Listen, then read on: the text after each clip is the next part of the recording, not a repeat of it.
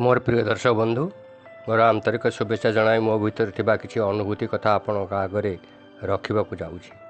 मनीष सब बेले भावे मु जहाँ करुँची जहाँ करी जहाँ कहूँ सबू ही ठीक नाई आज्ञा।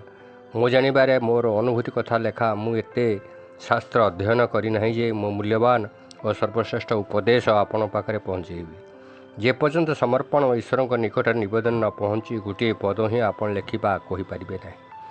यह मोर अनुभूति सतरे बंधु मैंने मुझे आत्मचिंतन कर ईश्वर को जनाए यह मोर व्यक्तिगत अनुभव। जितेबले निर्देश आसे से मो टॉपिक लिखा आरंभ करे। टॉपिक सरीगला पर्यंत मु जाने ना मु कौन लिखी आउ कौन लिखी। आज कथा मु बसी भावु थाए हठात मो मुंड गोटे टॉपिक आसीगला। से विषय है बेंग कही बेंगुलिलो ये पृथ्वी क्षण क्षण के आन। तापर लेखा आरंभ कली। सतरे बंधु मैंने केतेबेले कौन घटो आगू कौन घटो बा घटवाक जाऊँगी ताहा सबू से प्रभुंकर इच्छा। तांकर इच्छा बिना गछर गोटे पत्र भी हलिब नहीं।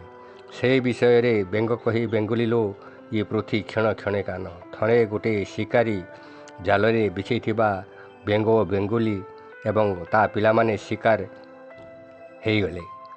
शिकारी भाविला आज रात्रे होगलानी आसंता काली गोटे भल भोजन रे प्रस्तुत करी। एते बड़ बड़ बेंग मो शिकार रे केबे हेले पड़ी नथिला। शिकारी बहुत खुशी थाए हेले बेंग और बेंगुली बहु मन दुख थांती। राति पाइले तांको जीवन सूर्य अस्त आउ देखिपारे ना। हेले बेंग बहुत खुशी रे थाए आ प्रफुल्लित थाए। ये कथा बेंगुली देखी बेंगु कहला राति पहले आम जीवन सूर्य अस्त हो हेले तुम्हें बहुत खुशी अच्छ।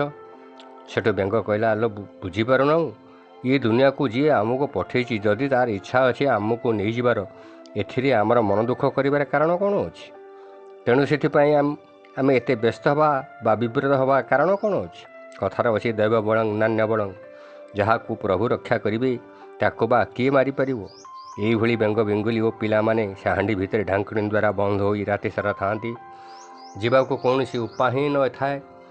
हेले ठीक मध्य राति झड़ पवन प्रबल मात्रा होगाक लगिला। से झड़ पवन बात्यार शिकारीर कांथ पड़ी से हांडी उपरे पड़ा। शेष हांडी भांगीगला।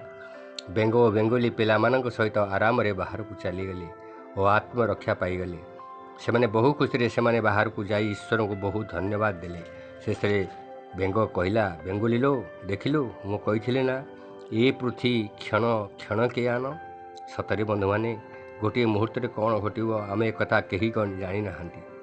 से जहाँ करुँच ठीक ही करुँच जहाँ करेंगे ता ठीक ही करेंगे।